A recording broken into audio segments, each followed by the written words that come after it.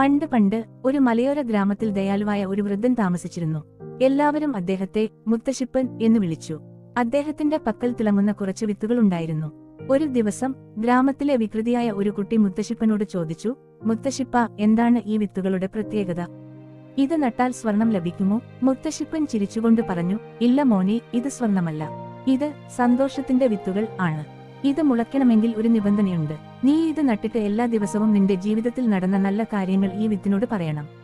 കുട്ടി ആകാംക്ഷയോടെ ഒരു വിത്തെടുത്ത് തന്റെ വീടിന്റെ മുറ്റത്ത് നട്ടു. ആദ്യത്തെ കുറച്ചു ദിവസം അവന് വലിയ മാറ്റമൊന്നും തോന്നിയില്ല. എങ്കിലും അവൻ മുത്തശ്ശിപ്പൻ പറഞ്ഞതുപോലെ ചെയ്തു. ഒന്നാം ദിവസം, ഇന്ന് ഞാൻ എന്റെ കൂട്ടുകാരന് മിഠായി പങ്കുവച്ചു. രണ്ടാം ദിവസം, ഇന്ന് ഞാൻ വഴിയിൽ വീണുപോയ ഒരു കുഞ്ഞിനെ എഴുന്നേൽപ്പിച്ചു. ദിവസങ്ങൾ കടന്നുപോയി. കുട്ടി അറിയാതെ തന്നെ അവന്റെ സ്വഭാവം മാറാൻ തുടങ്ങി. അവൻ കൂടുതൽ നന്മകൾ ചെയ്യാനും അത് വിത്തിനോട് പറയാനും ആഗ്രഹിച്ചു. പെട്ടെന്ന് ഒരു അത്ഭുതം സംഭവിച്ചു. ആ വിത്ത് മുളച്ചു വരികയും അതിൽ മനോഹരമായ പൂക്കൾ വിരിയുകയും ചെയ്തു.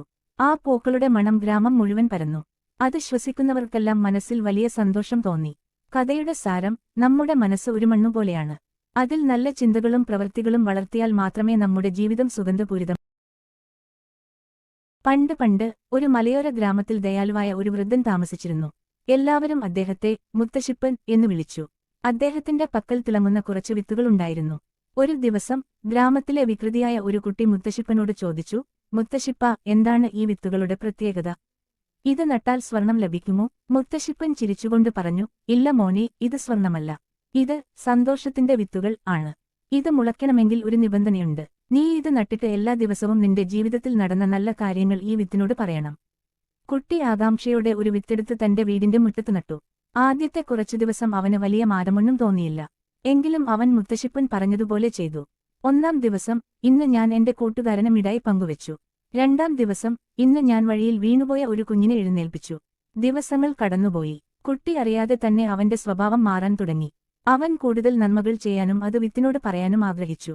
പെട്ടെന്ന് ഒരു അത്ഭുതം സംഭവിച്ചു. ആ വിത്ത് മുളച്ചു വരികയും അതിൽ മനോഹരമായ പൂക്കൾ വിരിയുകയും ചെയ്തു. ആ പൂക്കളുടെ മണം ഗ്രാമം മുഴുവൻ പരന്നു. അത് ശ്വസിക്കുന്നവർക്കെല്ലാം മനസ്സിൽ വലിയ സന്തോഷം തോന്നി. കഥയുടെ സാരം: നമ്മുടെ മനസ്സ് ഒരു മണ്ണുപോലെയാണ്. അതിൽ നല്ല ചിന്തകളും പ്രവൃത്തികളും വളർത്തിയാൽ മാത്രമേ നമ്മുടെ ജീവിതം സുഗന്ധപൂരിതം.